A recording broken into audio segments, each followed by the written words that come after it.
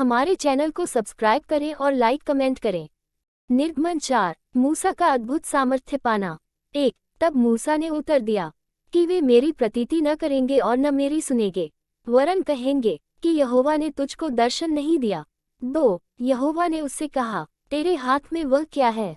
वह बोला, लाठी। 3। उसने कहा, उसे भूमि पर डाल दे। जब उसने उसे भूमि पर डाला तब वह सर्प बन गई, और मूसा उसके सामने से भागा। 4। तब यहोवा ने मूसा से कहा, हाथ बढ़ाकर उसकी पूंछ पकड़ ले कि वे लोग प्रतीति करें कि तुम्हारे पितरों के परमेश्वर अर्थात इब्राहिम के परमेश्वर, इसहाक के परमेश्वर और याकूब के परमेश्वर यहोवा ने तुझको दर्शन दिया है। 5। तब उसने हाथ बढ़ाकर उसको पकड़ा, तब वह उसके हाथ में फिर लाठी बन गई।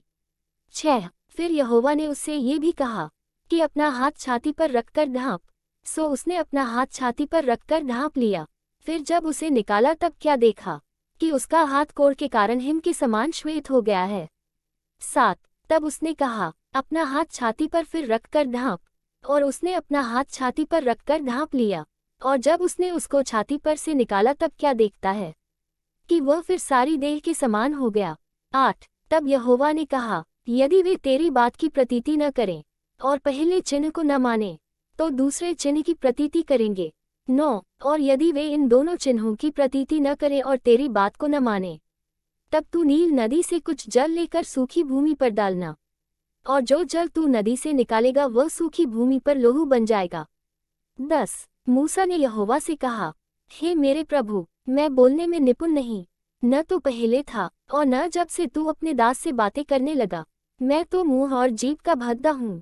11। यहोवा ने उससे कहा, मनुष्य का मुंह किसने बनाया है, और मनुष्य को गूंगा वा बहिरा वा देखने वाला वा अंधा मुझ यहोवा को छोड़ कौन बनाता है। 12। अब जा, मैं तेरे मुख के संग होकर जो तुझे कहना होगा वह तुझे सिखलाता जाऊंगा। 13। उसने कहा, हे मेरे प्रभु, जिसको तू चाहे उसी के हाथ से तू भेज। 14। तब यहोवा का कोप मूसा पर भड़का और उसने कहा, क्या तेरा भाई लेविया हारून नहीं है? मुझे तो निश्चय है कि वह बोलने में निपुण है, और वह तेरी भेंट के लिए निकला भी आता है, और तुझे देखकर मन में आनंदित होगा। 15। इसलिए तू उसे ये बातें सिखाना, और मैं उसके मुख के संग और तेरे मुख के संग होकर जो कुछ तुम्हें करना होगा वह तुमको सिखलाता जाऊंगा। 16। और वह तेरी ओर से लोगों से बातें किया करेगा, वह तेरे लिए मुंह और तू उसके लिए परमेश्वर ठहरेगा। 17। और तू इस लाठी को हाथ में लिए जा, और इसी से इन चिन्हों को दिखाना। मूसा का मित्र देश लौटना। 18। तब मूसा अपने ससुर यित्रो के पास लौटा और उससे कहा, मुझे विदा कर कि मैं मिस्र में रहने वाले अपने भाइयों के पास जाकर देखूं कि वे अब तक जीवित हैं वा नहीं। यित्रो ने कहा, कुशल से जा। 19। और यहोवा ने मिद्यान देश में मूसा से कहा, मिस्र को लौट जा, क्योंकि जो मनुष्य तेरे प्राण के प्यासे थे वे सब मर गए हैं।